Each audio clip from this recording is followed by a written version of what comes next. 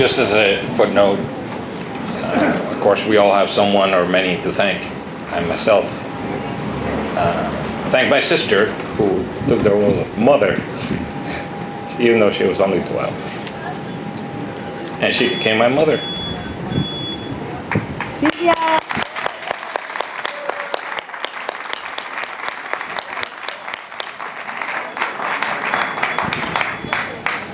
We continue with the unveiling of the marker, and that honor will be done by Diego del Pino, son of Pedro Pan and Florida City alumni Carmen Valdivia, and Pedro Pan Diego del Pino himself, and stepson of Pedro Pan, Guillermo Paz, as well as Eric del Pino, son of Pedro Pan and Florida City alumni Carmen Valdivia, and Pedro Pan Diego del Pino, and stepson of Pedro Pan, Guillermo Paz.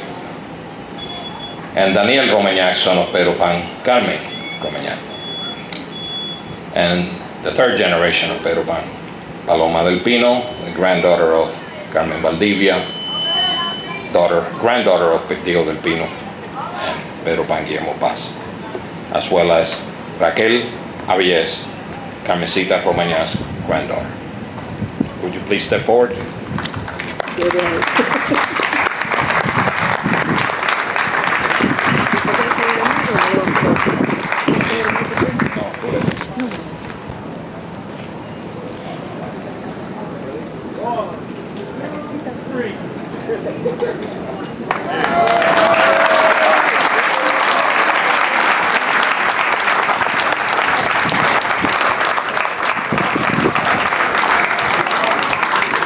For the benefit of those sitting, I'll read the English version of the market. On this site, which was officially known as the Florida City Shelter of the Catholic Welfare Bureau's Cuban Children's Program, thousands of Operation Pedro Pan children found refuge from Communist Cuba between 1961 and 1966. Operation Pedro Pan was conceived and organized by Monsignor Bryan Walsh of the Archdiocese of Miami and Mr. James Baker, headmaster of Ruston Academy in Havana.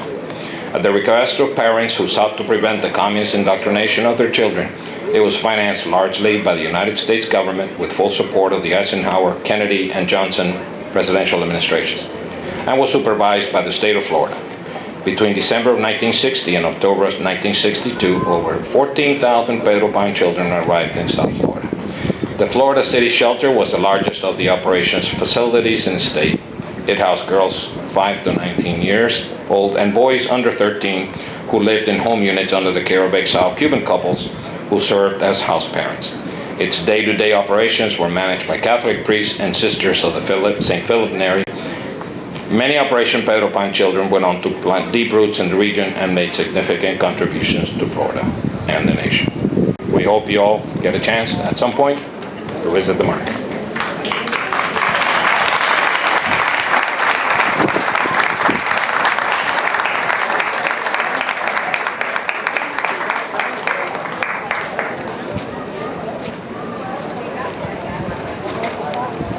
Before we close, there will be food and some refreshments here to my left. Let's keep in mind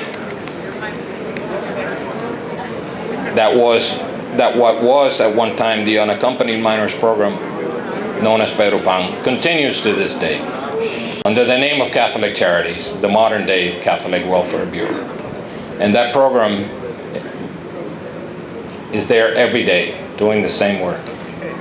And there's a lady by the name of Karen Husted sitting in this crowd. Karen, who is the director of Catholic Welfare, of Catholic Charities, unaccompanied minors program. Thank you, Karen. Thank you all for being here. Please visit the marker. Please read the proclamations. And a good day to all.